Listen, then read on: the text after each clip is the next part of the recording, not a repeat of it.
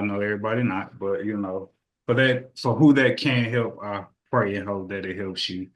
Um, but yeah, man, we probably missed a whole lot of conversations, but what we are going to pick up on in the beautiful sports world is the Super Bowl. Yeah, man, Super Bowl recap. It is the what? Right, big as the what? The Yeah. Eagles, they defeat the Chiefs 40-22. The game in no way, shape, or form was close. Before the Chiefs actually got on the board, the Eagles had the Chiefs 34-0 late in the third before the Chiefs eventually got on the board, bringing a end to all of the three-peat possibility speculation for the Chiefs.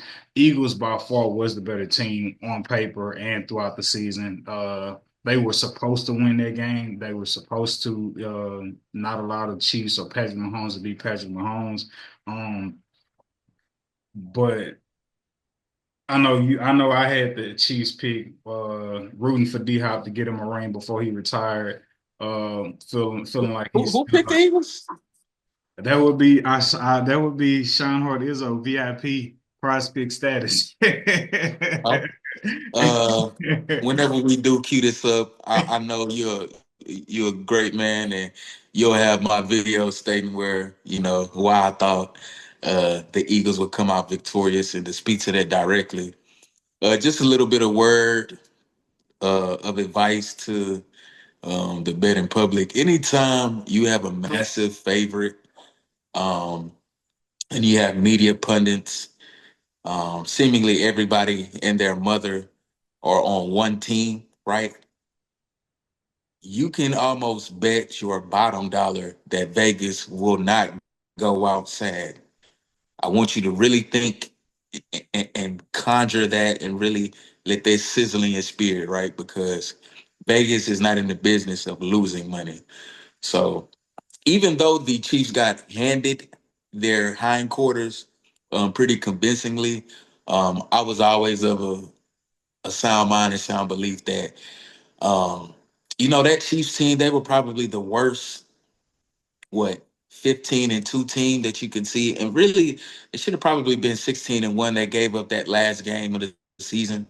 They didn't play any starters, right? But if you look at how Philadelphia is just built inside out, it was an interesting stat. I don't believe they blitzed one time. I think their first blitz came towards the end of the third quarter, which is quite literally means they were able to get home with four down linemen, with not having to commit any extra bodies to the pass rush in order to get to Patrick Mahomes. So when you're able to get home with four and you can drop seven in coverage, man, I don't care who you are.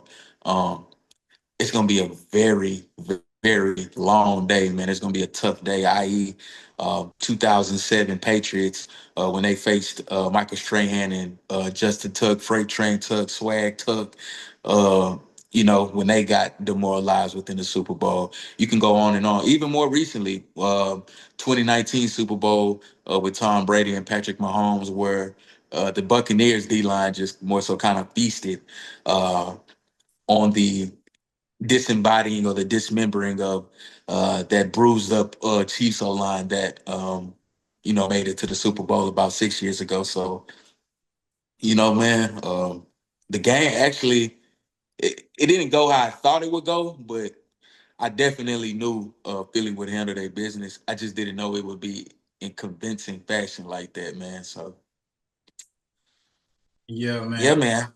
Speaking to what you said about Vegas not going outside, going into the Super Bowl over 61%, or at least over 60% of the bets to win the Super Bowl were placed on the Chiefs. And you talk about Vegas not going outside. Not at Vegas all. did not go outside.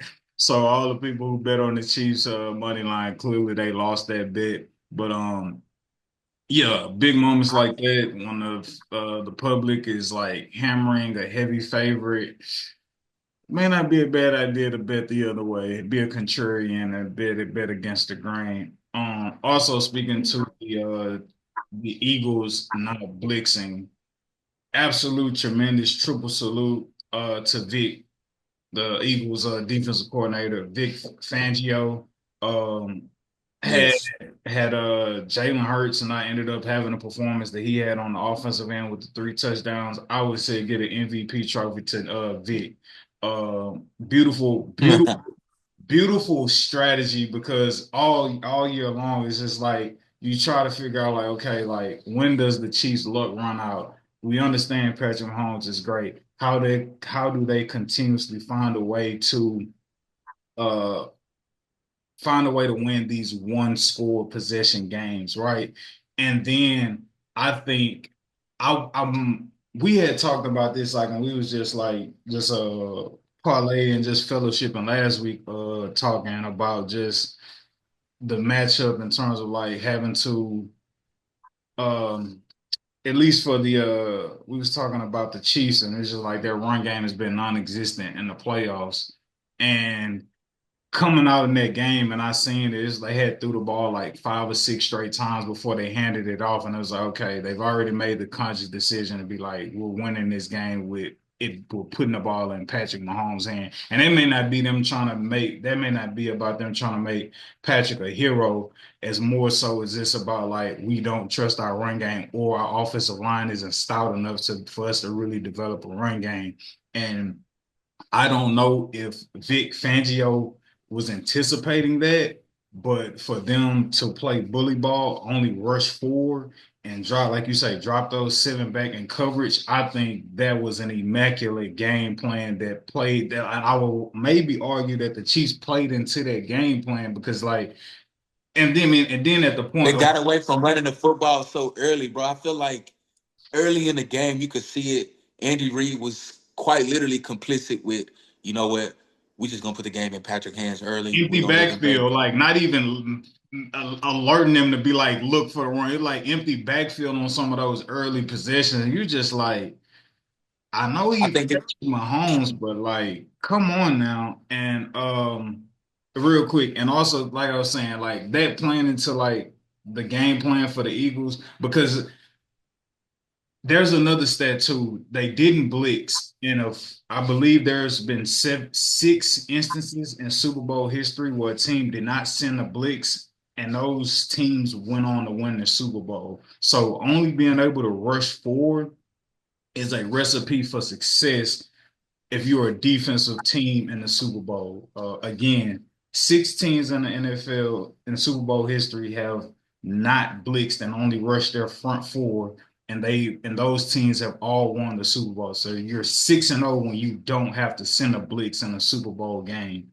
Um, and Vic Fangio definitely contributed to that this past Sunday, and showing just how important it is to have dogs up front with Ford, with Carter, Sweat, and all of them guys. It was a masterpiece on the defense. Like before, I wouldn't have been able yeah, to man. appreciate nothing like that. But like now, as I'm growing more, watching the game, doing the podcast, trying to understand and study everything more and more and more, complete masterpiece on defense, bro. Triple salute to like Vic Fangio and obviously the team. But Shout like out to Josh Sweat, Jalen Carter, and Brandon Graham, who's actually it was his last game of his career, and what a way to go out on top. And he had actually tore his tricep or one of his biceps within I think that first or second quarter of the season, right? And for him to be able to come back and muster up enough strength to give it all he's got for that last hoorah, and for him to come out on top, man. And I don't think we've shown enough love to the Eagles as of yet.